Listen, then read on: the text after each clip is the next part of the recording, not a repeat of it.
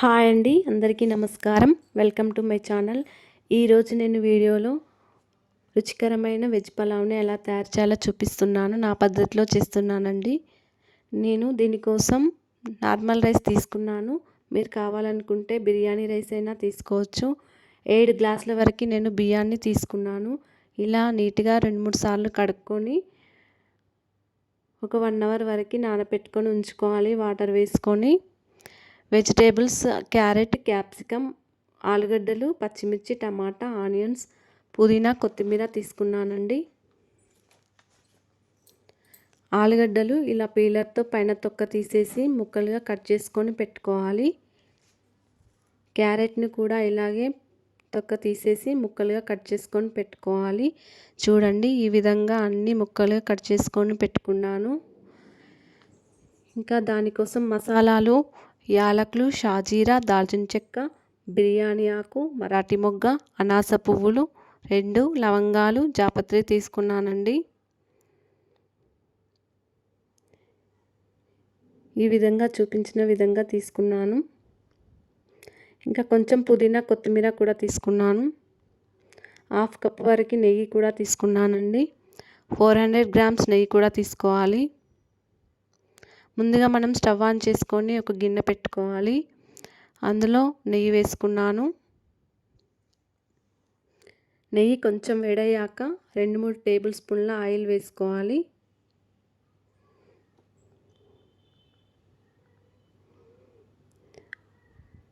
Oil వేడయ్యాక కొంచెం జీలకర్ర వేసుకుంటున్నాను.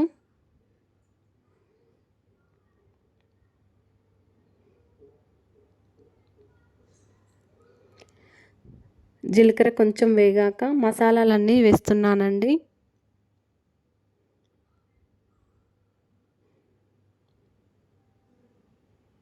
మసాలాలు కొంచెం నెయ్యిలో ఫ్రై అవ్వాలి.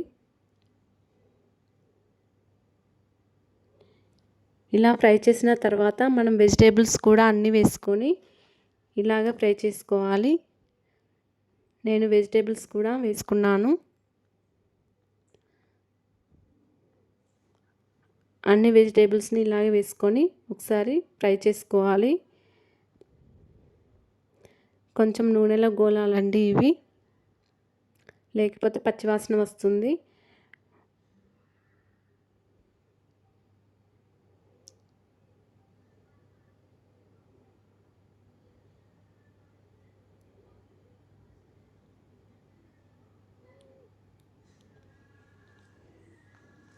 తర్వాత పుదీనా, కొత్తిమీర కూడా వేసుకుంటున్నాను. కొంచెం గోలాక పుదీనా, కొత్తిమీర కూడా వేస్తున్నాను. మళ్ళీ ఒకసారి కలుపుకోవాలి.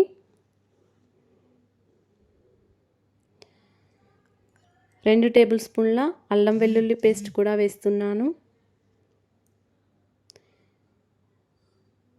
ఇది వేసాక మళ్ళీ ఒకసారి కలుపుకోవాలి. ఇది మగ్గేలోపు మరి ఇంతలో మనం వేరొక గిన్నెలో ఎసరు పెట్టుకోవాలండి.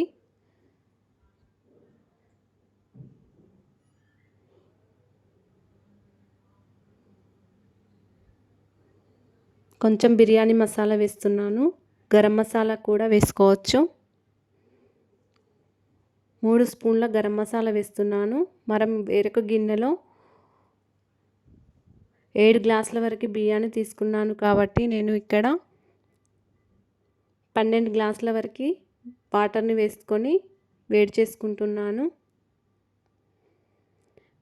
ఈ వాటర్ కొంచెం మసలాక కూరగాయలన్నీ అందులో వేస్తున్నానండి. ఈ ఉడికించిన కూరగాయలన్నీ అందులో వేసుకుంటున్నాను.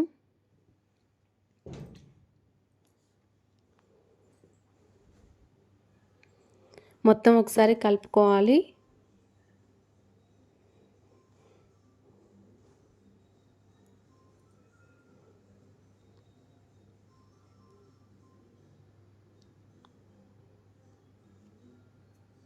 పెరుగు కూడా వేసుకుంటున్నాను. పెరుగు అసలు మనం వెజిటేబుల్స్ మగ్గుతుంటేనే వేయాలి, కాకపోతే ఇక్కడ నేను వాటర్లో వేస్తున్నానండి.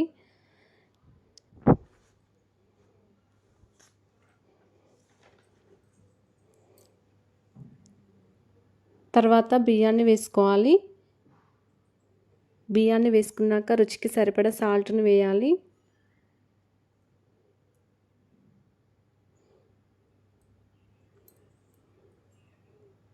ఈ విధంగా నానిన బియ్యాన్ని వేసుకున్నాను.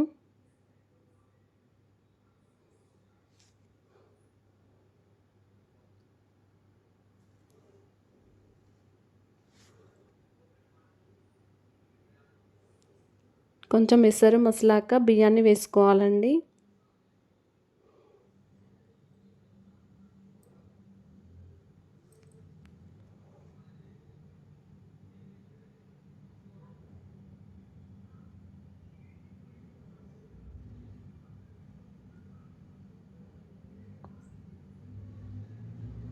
ఈ విధంగా వేసుకోవాలి.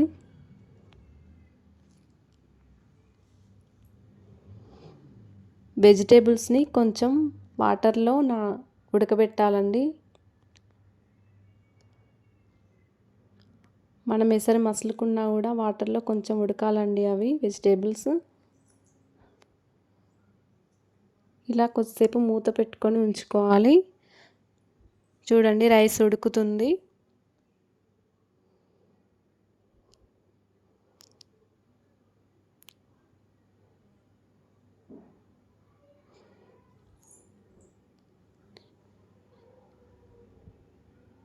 మధ్య మధ్యలో ఇలా కలుపుతూ ఉండాలి. మనం కొంచెం వాటర్ తక్కువైనా కూడా పైనుంచి కొన్ని వాటర్ యాడ్ చేసుకోవచ్చు.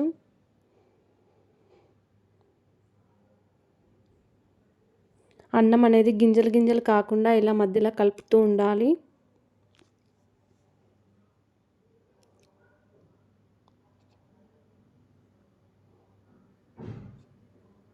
చూడండి అన్నం ఉడికిందండి. కొంచెం ఎసరు ఉంది. నేను ఇప్పుడు కొంచెం కలర్ కోసం ఒక గ్లాస్ వరకు పాలు తీసుకున్నాను. అందులో కొంచెం ఒక స్పూన్ వరకు పసుపు తీసుకున్నాను. ఇక్కడ ఎక్కువ క్వాంటిటీ కాబట్టి పాలు వేసుకొని పసుపు వేసుకున్నాను. పాలల్లో కొంచెం కలర్ కోసం వేసుకుంటున్నాను. ఇలా మీరు కావాలనుకుంటే ఫుడ్ కలర్ అయినా వేసుకోవచ్చు. దీనిపైన కొంచెం నెయ్యి కూడా వేసుకుంటున్నాను. కొంచెం బిర్యానీ మసాలా వేస్తున్నాను. 2 టేబుల్ స్పూన్ల బిర్యానీ మసాలా,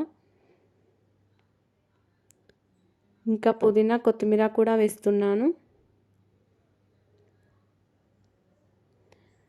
ఇది కొద్దిసేపు ఉంచాలండి. ఒక 5 మినిట్స్ వరకు ఉంచాలి. అలాగే మూత పెట్టుకొని. చూడండి వెజ్ పలావ్ రెడీ అయిందండి. ఇంకా మనం ప్లేట్లోకి సర్వ్ చేసుకోవడమే. చూడండి ఇలా ప్లేట్లోకి సర్వ్ చేసుకొని దీనిని రైతాతో తింటే చాలా బాగుంటుందండి. చికెన్ కర్రీతో అయినా తింటే బాగుంటుంది.